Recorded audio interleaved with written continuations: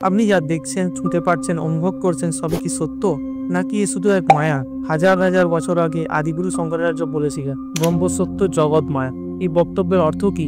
শঙ্করাচার্য বলেছিলেন এই বিশ্ব বাস্তব মনে হলেও আসলে এটি একটি বিভ্রম। ব্রহ্ম অর্থাৎ চেতন শক্তি একমাত্র শাশ্বত সত্য, আর আমাদের চারপাশের দুনিয়া শুধুই ক্ষণস্থায়ী একটি মায়া। এটা কি শুধু আধ্যাত্মিক দর্শন?